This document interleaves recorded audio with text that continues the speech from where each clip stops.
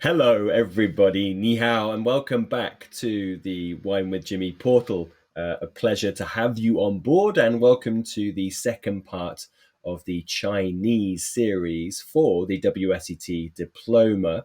Now, all my channels are about wine education, so if you are learning about the beautiful and wonderful world of wine, you'll find the information here. I'll go into great detail about very specific topics, countries, geology, winemaking techniques, grape varieties, and so on. If you have a comment or question specifically about this video on China, perhaps you've been to some of the regions, you live there, you understand the wines, you know the wines, please do get in touch. And I want to have a little disclaimer here. Whereas I do practice the likes of French and Spanish and Italian, with Chinese, with Mandarin, I do not. So I have practiced a little bit in terms of preparing for this video, but my pronunciation, of course, will not be that exceptional. So I am trying, but it's not going to be up to the highest level of standard, of course. So yes, we are looking at the wine regions of China here, really detailed at that diploma level, level 4 for the WSET. So let's just have an introduction to China to begin with. So the officially known as the People's Republic of China, so PRC, and it's situated in terms of latitude between 18 degrees and 54 degree north. So rather wide, as it's a rather significantly large country. It has a population exceeding 1.4 billion, making it the second most populous country after India. And it actually spans east to west or west to east across 5 time zones and borders 14 countries. So it has a land area of 9.6 million square kilometers. It's the third largest country by total land area. And the country is divided into 33 province level divisions. So that includes 22 provinces, 5 autonomous regions, 4 municipalities, and 2 semi-autonomous special administrative regions. Beijing is the country's capital, and Shanghai is the most populous city with the largest financial district. So we're going to be looking at the areas that are highlighted there in purple, and I'll add a couple of extras in there as well. So to begin with, we are going to talk about Beijing and Hebei. Beijing and Hebei are our two first areas. Now, the Hebei area is a province located on the east coast of China. So they're in orange on your map. And it's noteworthy because it surrounds the capital city of Beijing. Within Hebei, there are districts, wine growing subregions, each with their unique geography. One subregion is Sasheng, which boasts hilly terroir and is the home of the famous wine company, the Great Wall Wine Company. That's one of the top 3 domestic wine producers in the country. Now, Shaicheng is close to Beijing, which makes it very easy to market and promotes its wines to, of course, the capital city. So hence it has an immediate market. Other couple of subregions, we have Shanxi, which is the coastal area on the Bohai Sea, and that's often described as China's Bordeaux region. And the remaining area is Hulai area. So they're all subregions within Hubei that we are seeing in orange there on our map. There's a bottle of the Great Wall Wine Company on the right-hand side. What about this area then in terms of climatic conditions? So coastal Beijing and Hebei have a climate which is humid continental with warm, humid summers and cold winters. you'll often find actually quite an impact of torrential rainfall in the months of August and September. But rainfall is actually only about sort of 250 to 300 millimeters per year across the whole year.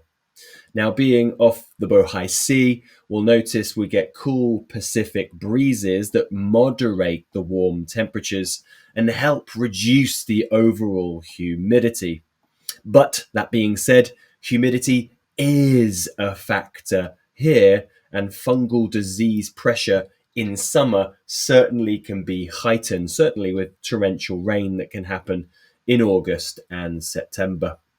The picture there is of the Kainan wine estate.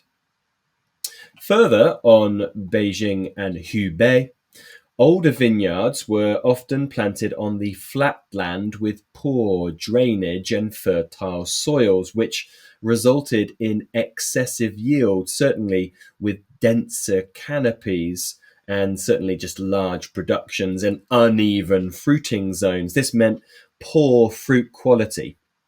Newer vineyards have been planted on better sites, such as slopes. And you'll see that here, the hills of Hulai near Beijing in your picture. Now, vines planted closest to the ocean do not need to be buried. So this saves that kind of 20 to 30% increase in cost. But the challenges are very much exacerbated by rainfall around key times in the growing season, which gives humidity, and then also overtly fertile soils, which can lead to excessive yields. Okay, so now moving more towards the coastal areas, and we're looking at Shandong here. Shandong. Now, this is on that east coast. It's highlighted there in kind of a beige colour. The primary vineyards of the Shandong province are located on two sides of the Shandong Peninsula. On one side of the peninsula is the very famous Yantai region. On the other side is the very much Qingdao region. With more than 140 wineries, Shandong easily accounts for nearly 40% of all Chinese domestic wine production.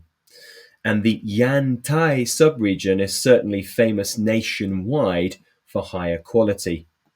The real superstar of Yantai within Shandong is the Shangyu Pioneer Wine Company. You'll see a bottle of that on the left-hand side. This is actually their white blend called Noble Dragon. Now, I mentioned this in the history video. These were pioneers, really their name really belays to that, but 1892 being established, making it easily the nation's oldest wine company. Okay, so that's Hubei and also Shandong complete. Let's move on. Talking about Shandong actually in terms of its climatic conditions first. It's a warm maritime climate, actually quite considerably wetter than before when we talked about Hubei. And it has rainfall coming at the worst point of the season again here, so August and September, before and during harvest. So once again, disease pressure is elevated, certainly with rot. There is the quite famous Chateau Shangyu winery there with its really majestic chateau-like appearance that you see there. It could easily be also a feature, say, of the left bank of Bordeaux or a Disney film. So let's look at our next two places. So we are talking about Shaanxi and Shanxi, the next two areas, highlighted here in kind of light orange and dark orange on your map. Now this is just to the west of Beijing and Hebei. So this is located on the east Hebei, and Shaanxi has been growing in stature recently for its high quality wines. you will find a very notable, legendary winemaker here, Jean-Claude Berriot, who has partnered with the Rongji winery to make world-class wines on the famous Los Plateau. Shaanxi is also famous for the Grace vineyard, and here is the picture of it. We showed this on the last video, in fact. Now, both Shanxi and Shaanxi have a dry continental climate of about just up to 500 millimeters of annual rainfall. The levels of humidity are higher in the more southerly Shaanxi, raising the risk of fungal disease in that area. Very famous part next. This is in northwest China, and this is Ningxia. Ningxia. So Ningxia province has really burst onto the wine scene as the new superstar wine region, really famous for Bordeaux blends. There are now 30,000 hectares of vineyards in Ningxia, and they're producing mainly sort of Bordeaux style, so Cabernet Sauvignon, Merlot, and Carmenère/Cabernet Grenache blends. The big moment for Ningxia came in 2011 when a much hyped Bordeaux versus Ningxia wine tasting competition resulted in Ningxia walking away with 4 of the top 5 wines. One key reason for Ningxia's considerable success on the global stage has been the sizable amount of government support that the region receives. That's everything from technical training to the subsidization of certain growing techniques to infrastructure spending in the region on power, roads, and water. In short, the Chinese government is really doing everything possible to help Ningxia. It's really the jewel in the crown of wine production in China. The market leader that we know earlier from the Shandong area, which is the Shangyu Pioneer Wine Company, famously invested 70 million euros in that Shangyu Chateau Moser the 15th castle that is very famous. Let's take a look at it. There's the beautiful one, looks a little bit like Chateau Latour, at least one of the turrets that you find separated with Latour, famed here in this picture, with almost a kind of a Pichon Longueville look to it as well in terms of the water feature. So Ningxia, which was well inland, has an arid continental climate with just around 200 millimeters of rain per year and can experience short monsoon rainfalls. It has very windy conditions, which exacerbate the dry conditions, and irrigation from the Yellow River is essential. The best area is considered to be the Helan or the Helan Mountains, where the mountains protect from the worst of the northwest desert winds, the northwest desert winds. So the Helan Mountains or the Helan. Okay, we're now really firmly going into the northwest. So we're looking at Xinjiang, and this is the Xinjiang Uyghur Autonomous Region. It's unique for its real remote location at the border of several countries in northwest China. Xinjiang is one of the nation's largest producers in terms of volume. There on your map in light orange.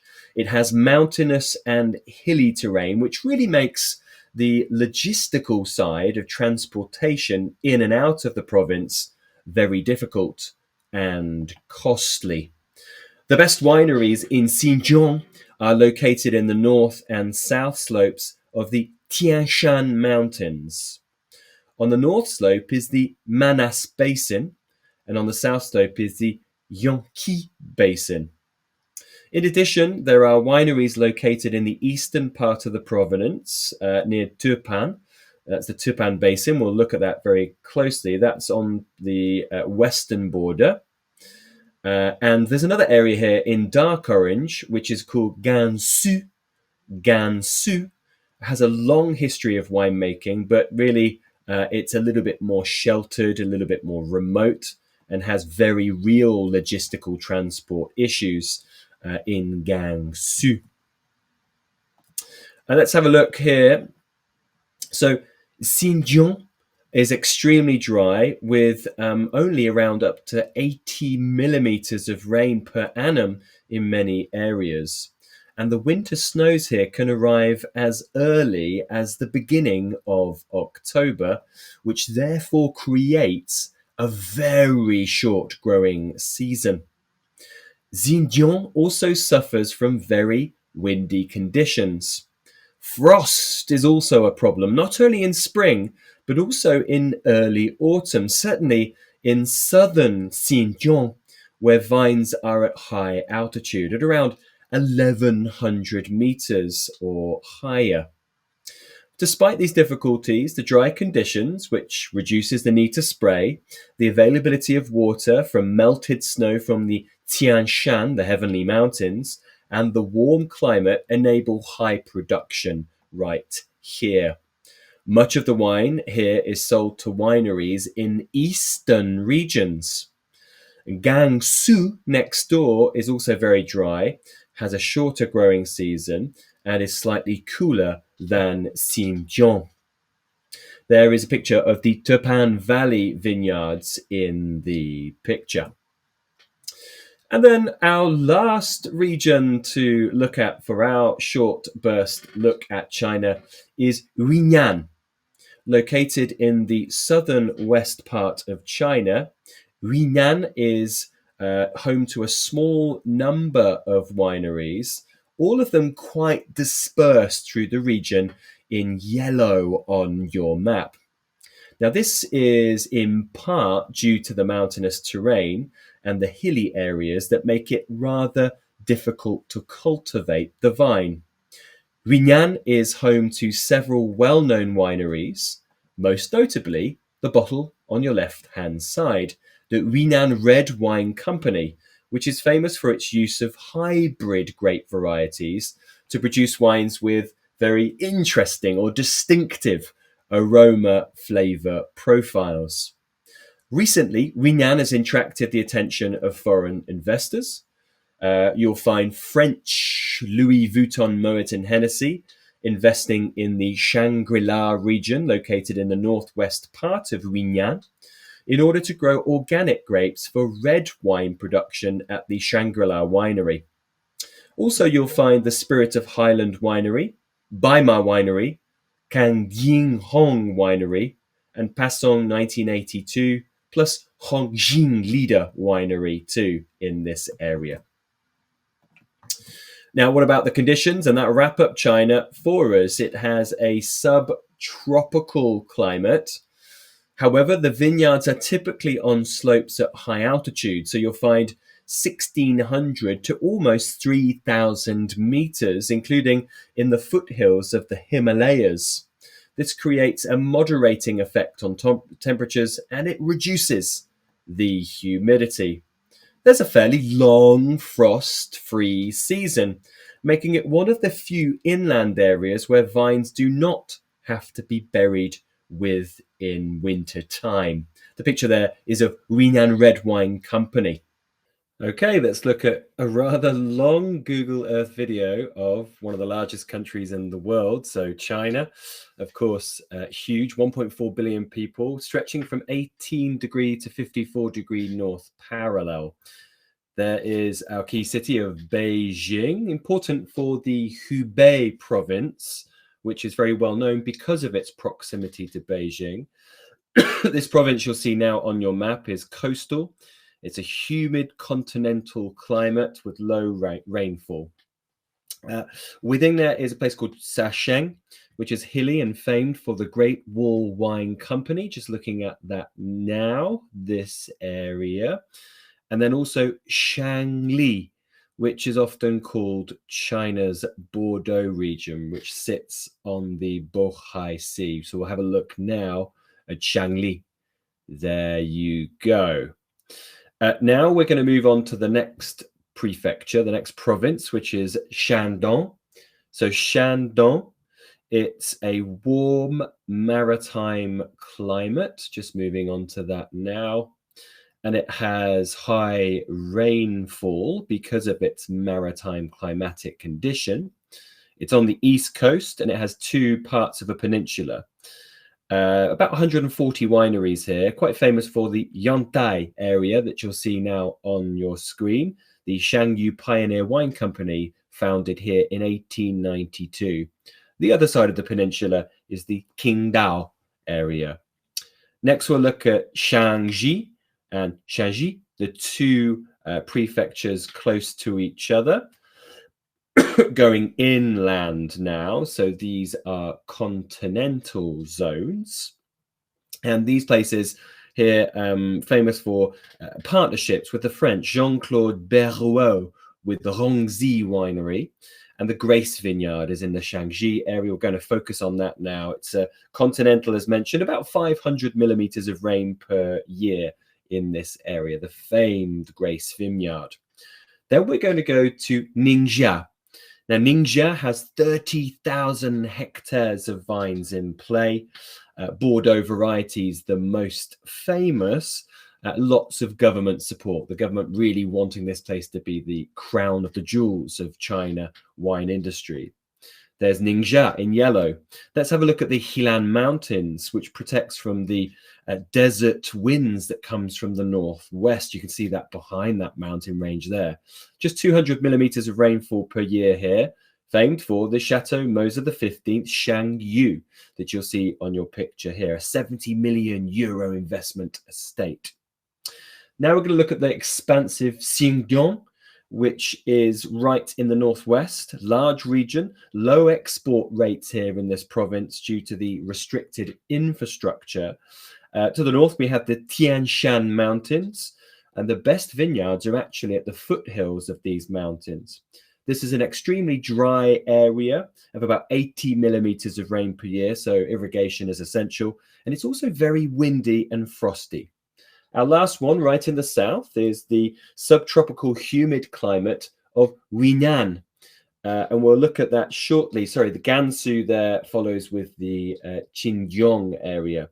So Yunnan is our next one, mountainous, famed for the Yunnan Red Wine Company, subtropical humid climate in this location. There's your Google Earth review of China. Well, that brings me to a conclusion of China Part 2. Once again, remember, really, pronunciation of Mandarin is not going to be my strong suit, but I hope you were able to follow along. If you do have any comments or questions, please do get in touch. Perhaps you are a native speaker. You can comment on my pronunciation, or maybe you have tried some of these wines. Do you have any recommends of Chinese wine? Are they found in your market or not? Please do get in touch. But that's been all for me now on Chinese wine. I am Jimmy Smith. Ciao for now. Goodbye.